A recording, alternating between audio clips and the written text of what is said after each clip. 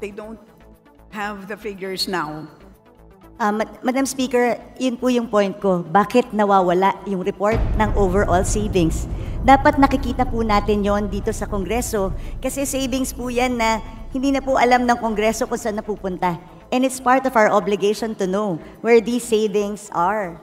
Saan nanggaling? Kasi that's where we see how efficient ang ating mga department. So baka pwede pong isubmit sa atin today. Kung nag-interpolate tayo, sinabi po sa akin that the cash isn't available because the cash is being used. Madam Speaker, Madam Sponsor, tama po ba na pwedeng gamitin ang earmark revenues ng national government wherever it pleases? We understand the cash management mandate of these agencies, Madam Speaker. Madam Speaker, cash management does not mean gagastusin mo yung pera pag hindi ginagamit. There's a difference, Madam Speaker. I never said na i-flood natin ng agencies. I'm just simply saying you cannot use the money that's particularly earmarked for a certain project na sinaad natin sa batas. Pero again, I did not say na i-flood natin sila. But I'm saying, tama po ba na ginagamit natin yung pera na sinet aside ng isang batas na hindi pwedeng gamitin? Malinaw po ang batas. Bawat section, andito po yan, makapal po yan eh. Ilan ang earmarked revenues natin? Nakaspecify doon, nandun lang siya pwedeng gamitin. Next question, sa overall savings, I just noticed na after 2015, hindi na nagkaroon ng reporting. Then bumalik siya noong 2020 and 2021. Then afterwards, no more reporting again as to the overall savings of each department.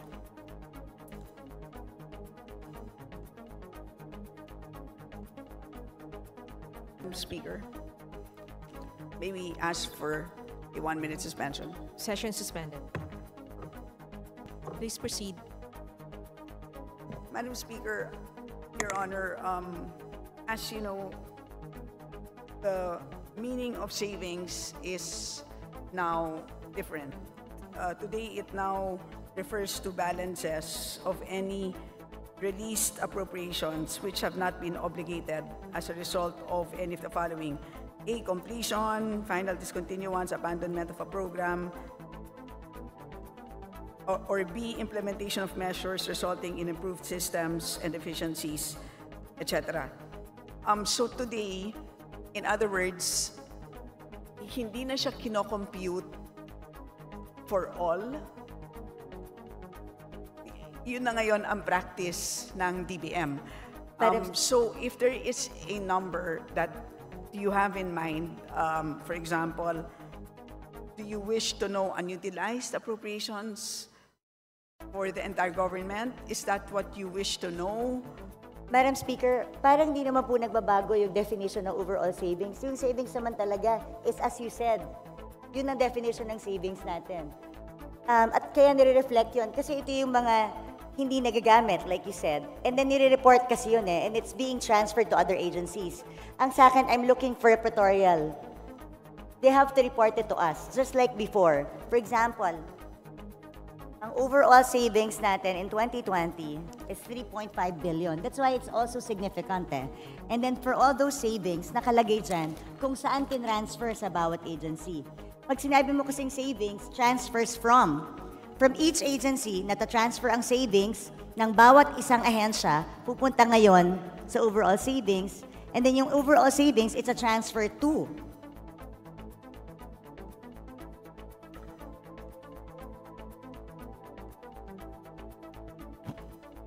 Madam Speaker, it can be provided, but they don't have the figures now. Madam Speaker, yun po yung point ko. Bakit nawawala yung report ng overall savings? Dapat nakikita po natin yon dito sa Kongreso kasi savings po yan na hindi na po alam ng Kongreso kung saan napupunta. And it's part of our obligation to know where these savings are. Saan nanggaling? Kasi that's where we see how efficient ang ating mga department. So baka pwede pong isubmit sa atin today para makita po natin.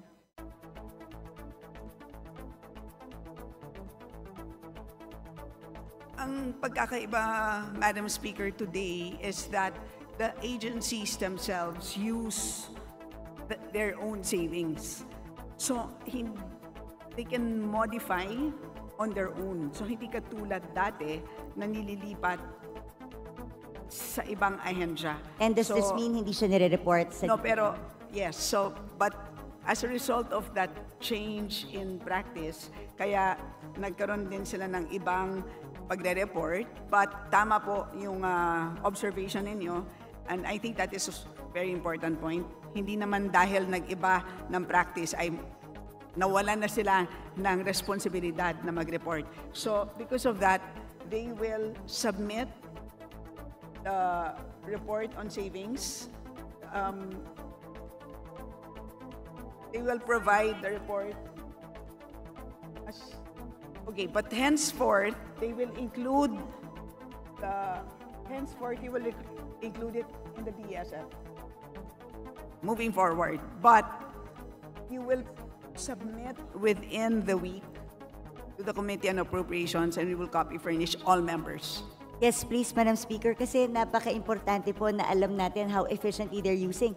Napakadaling mag-declare ng savings kung bibigyan natin ng blanket authority ang departments to use the savings and use it whenever they want or augment something without passing through Congress. E di, i-bloat na lang palagi yung bidding, yung ABC. Tapos magda-dive.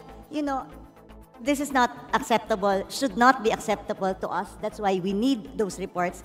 Kaya sana po, within the week, or sana nga within the day or hanggang tomorrow para naman po mapag-aralan, Madam Speaker. Anyway, my next question refers to, dito na ako sa, alam naman ni Madam Sponsor ito, yung tungkol sa earmarked revenues.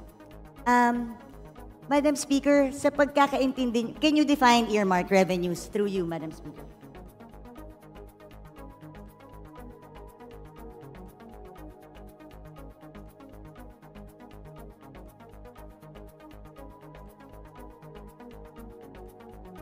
Earmarked revenues, Madam Speaker, are identified revenues required by law to be used for designated activities, benefits, or purposes which can be either classified as use of income or special account in the general fund or SAGF. Nung pong nag-interpolate tayo, sinabi po sa akin that the cash isn't available because the cash is being used. Madam Speaker, Madam Sponsor, tama po ba na pwedeng gamitin ang earmarked revenues ng national government wherever it pleases? Yun ang practice po ng natin. But let me explain. Madam Speaker, yung tanong ko po, hindi kung practice siya or hindi. Tama po ba na ginagamit natin ang earmarked revenues for other things other than specified in the law?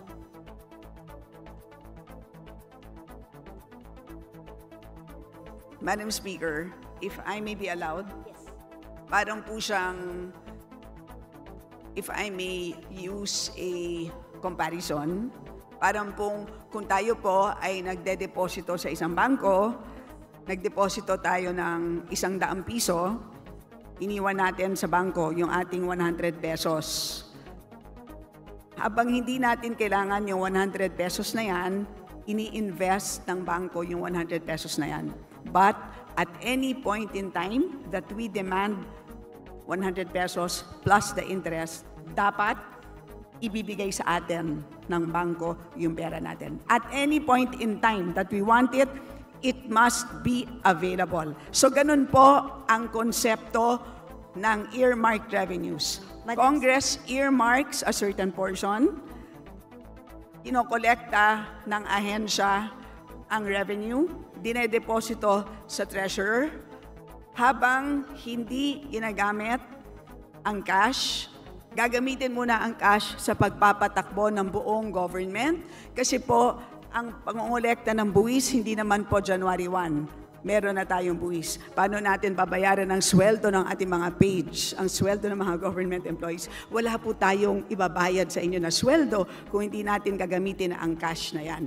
Pero at any point in time that an agency demands those earmarked revenues, the Treasury must be able to make those funds available. Ganyan po ang ibig sabihin ng earmarked revenues. Madam Speaker, saan po nakasulat na ganun ang ibig sabihin ng earmark revenues? Na pwede siyang gamitin pag hindi ginagamit pa. Kasi malinaw naman po, earmarked accounts and funds are not, the legal basis of an earmarked revenue could be a law, a presidential decree, or international agreement. Bawat earmarked revenue may batas. At walang blanket authority doon na sinasabing pwede mo munang gamitin habang hindi ginagamit ng agency. Gusto ko lang po makahanap ng legal basis mula umpisa. Asan po ang legal basis na sinasabing pwedeng gamitin ang pondo na in-earmark natin for another thing kasi yung cash naman hindi pa ginagamit ng ahensya. So hiramin ko muna. Paano kung hindi ko na maibalik? Paano kung hindi na tayo makautang? Hindi po ba pag regular ka na tao, ginamit mo ang pera na hindi para doon? Qualified theft na to. O kaya, pwedeng technical malversation of funds if you use it for another thing. Ang tawag po dun sa libro ay Book of Accounts. So, may Book of Accounts at nandun naman po maliwanag ang balanse.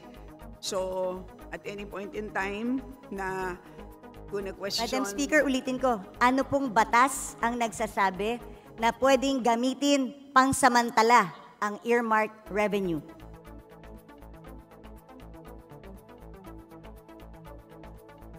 So, hindi po ginagamit ang revenue.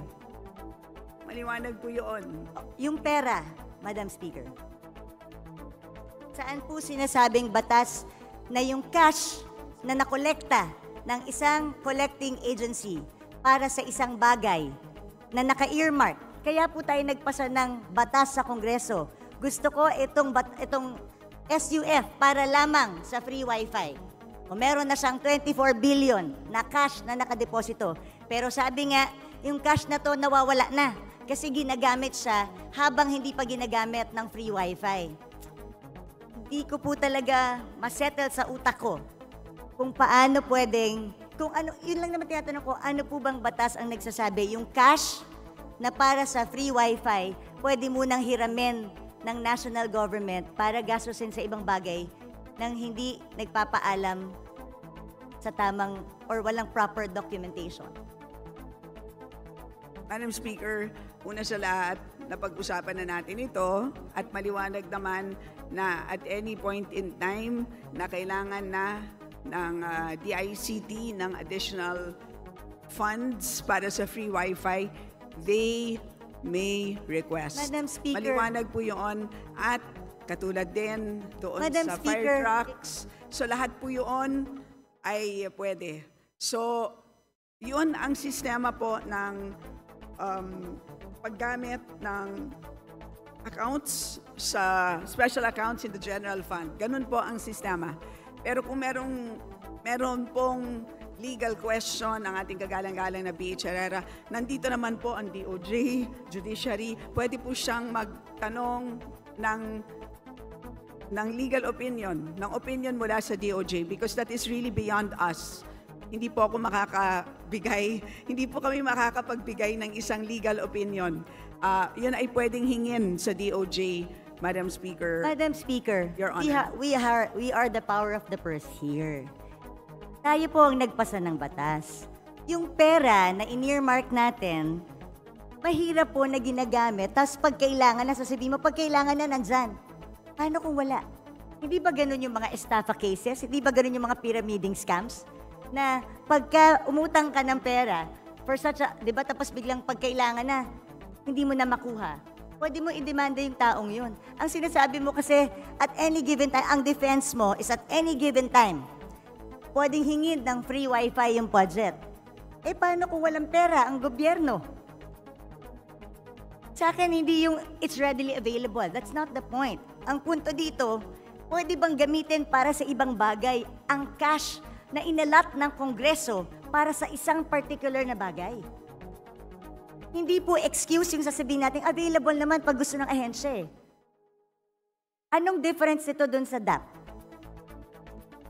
Well, ang tawag po dito, Madam Speaker, ang tawag po dito ay cash management by the national government, and this is under Executive Order number 449.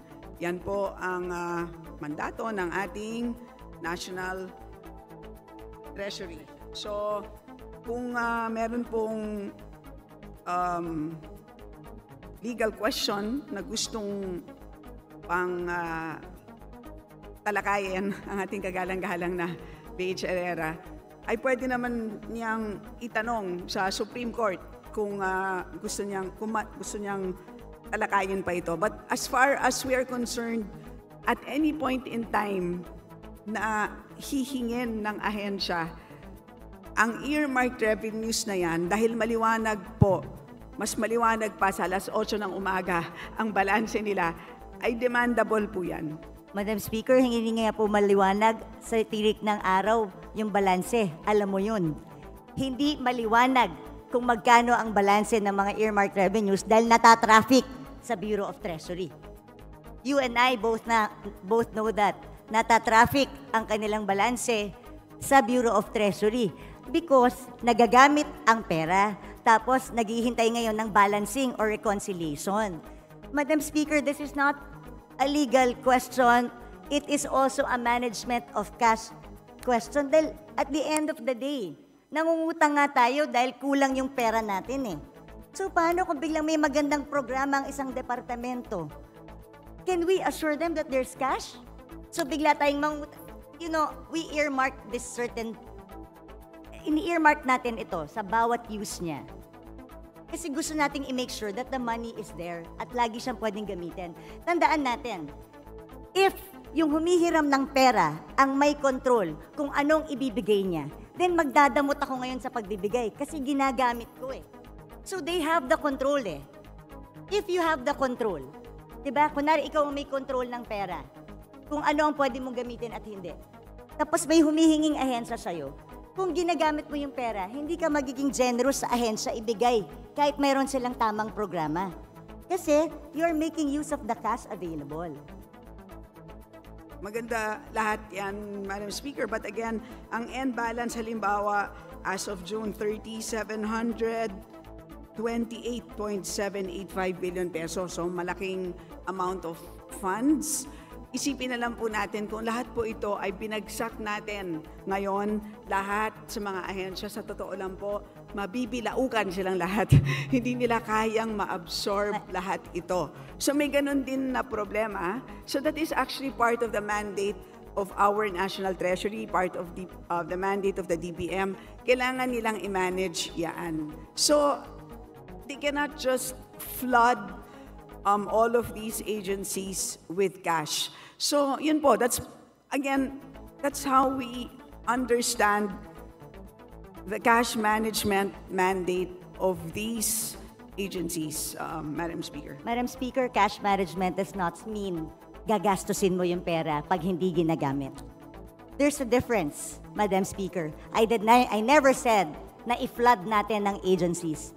I'm just simply saying, you cannot use the money that's particularly earmarked for a certain project na sinaad natin sa batas. Pero again, I did not say na i-flood natin sila.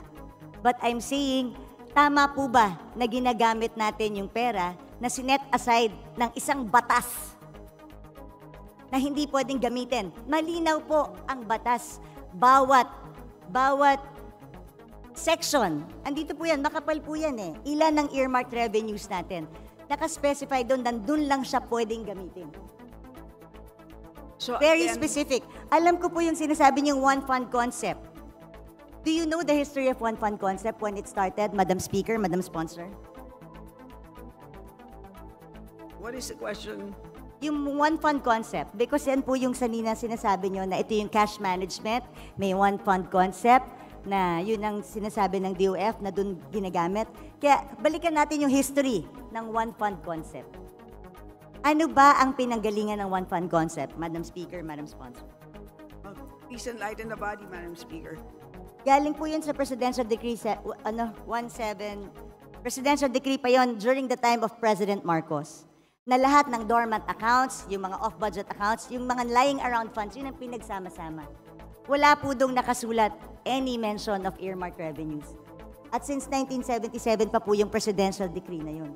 Hindi pa po na-amend or napalitan ng panibago. Ang sa akin naman, gusto ko lang ilagay sa tama.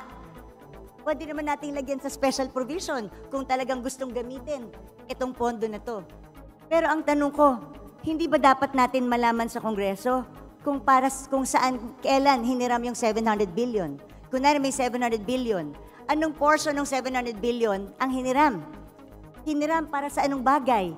Tama ba na walang report sa atin na hiniram yung perang to? Tama ba na hindi nag-report sa agency? Kunwari, ako si DICT. Ang alam ko, meron akong 24 billion. Tama ba na hindi magpapaalam sa kanila? Pwede bang hiramin namin ang cash na ito para magamit namin sa ibang bagay? So, Madam Speaker, again, babalik po ako dun sa aking analogy earlier. Ang bangko niyo po ba, tuwing ini-invest yung 100 piso na dineposito ninyo, ay tinatawagan ba kayo para Ay, paano Madam Speaker, i-invest? kung ako po ay hindi nag-authorize, pwede ko pong sabihin sa bangko, huwag niyong galawin itong certain portion na to. Because tandaan niyo, hindi mo pwedeng i-relate sa bangko to. Batas ito. May blanket kang pinirmahan sa bangko. Nung nagdeposito ka, alam mo na pwede niyong gamitin para invest. That's part of the contract you paid for when you opened the account. Pero ito, batas ito na pinasa natin na earmark ang certain fund for a certain thing.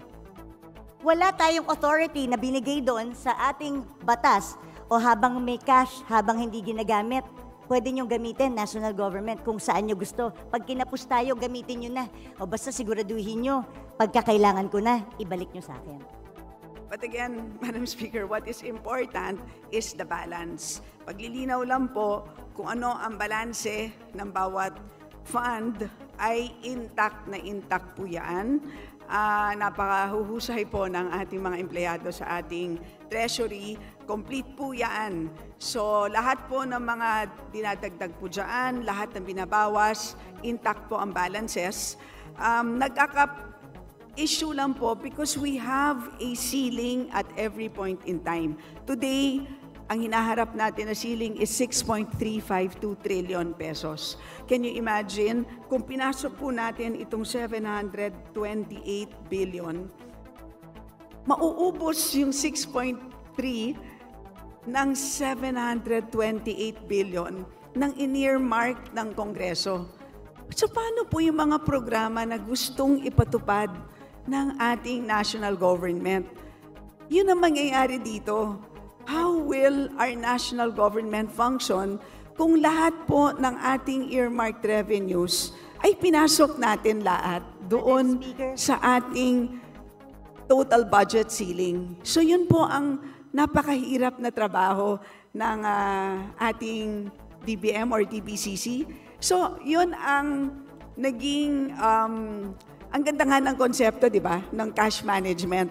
So, that's what it is. So, in other words, when you deposit money sa bangko, yung the exact 100 pesos, serial number 0001, hindi naman yun yung the exact bill na isasoli sa'yo once you make a withdrawal. Di ba? Ang usapan lang natin ay nagde-deposit ako ng 100, at any point in time, you are entitled to 100 pesos, any serial amount, any serial number, plus interest. Diba? Yun naman po ang binabantayan natin. Madam It's the Speaker, same concept that we are using for cash management under the National Treasury, Madam Speaker. Madam And to Speaker, remind so Your with the same, Honor Herrera that you have 3 minutes more. Madam Speaker, with the same concept, paano yung mga nagsarang bangko? Dahil ginamit nila yung pera eh. Nag-overuse sila ng pera ang diniposito ko eh. So nung nag-withdraw ko, hindi na mabalik sa akin. Dahil nagsarado yung bangko eh. Like I said, Madam Speaker, again, I believe in the one fund concept, pero mag-amenda tayo ng batas. Isaayos natin. Ano ba sinasabi ko dito ever since all budget hearings? Sayang ang mga pondo sa earmark revenues, sayang ang mga pondo sa off-budget, sayang ang mga dormant accounts. Ilagay natin sa one fund concept, I agree. Pero let's pass a law. Let's amend the PD. Let's amend the presidential decree or magpasa tayo ng batas dito sa Kongreso if we really want to allow that. Yun lang po yung aking palaging sinasabi. Kasi right now, and mag-report sila sa atin sa Kongreso kung saan nila ginamit at kailan na hiniram yung pera. Madam Speaker, hindi na natin alam saan napunta yung pera na ginamit na yon. Oo, nandyan. Pero nung hiniram nila, para kang nagsabi sa any empleyado, ito petty cash natin sa opisina. So, ibig sabihin, kung meron akong petty cash dito sa opisina, kung merong mga ilangan sandali, ay hiramin ko lang sandali, ibabalik ko naman eh. Pag nabuko mo yung empleyado mo, is it acceptable? Kung kunwari, nagbigay ka ng pera specific sa iyong staff, para dyan lang yan. Tapos hiniram ng staff mo, hiramin ko lang naman eh, ibabalik ko rin ha. Is that okay? Does it make it okay? Madam Speaker, it is not the same situation. That is, I stand by my position that accounting-wise po, hindi naman ginagastos ang earmark revenue as long as hindi programmed. Intact po ang balances ng ating earmark revenues. Cash-wise, ay fungible naman po siya. So, yun po ang sistema ng cash management. Kung may problema po ang ating kagalang-galang na BH Herrera, again, of course, she's free to file a resolution, file an inquiry, file or solicit an opinion from the DOJ. So, Madam Speaker, paano nga pag hindi na ibalik? Paano kung walang pera yung gobyerno? What happens now? Because ginamit natin for other things, pinambayad natin ng utang. Is that your last question, the Honorable Herrera? Well, I would like to put this on record dahil meron One pa more naman pong minute. second round. While the earmark revenues may be pooled to the general fund under the one concept, the fact that these are not readily available cash resources but an obligation suggests a shift from the one fund concept to misappropriation. The remittance of the earmark revenues recorded in special accounts has merely become a means to circumvent the purpose of earmarking, allowing physical possession and access to these earmark revenues, which under the Republic Act is, like you said, 700. So, Madam Chair, Madam Speaker, Madam Sponsor, sa akin ilagay po natin sa tama. At mag-report po tayo. Marami po tayo. Pwede po natin lagyan ng special provision na i-report sa atin kailan nila hiniram ang pera. Because hindi ko po talaga matanggap na pwedeng gamitin po yung pera na in-earmark natin for a specific thing, kahit ba hinihiram lang ito sandali. Like I said, hindi ba to parang DAP that was declared unconstitutional by the Supreme Court?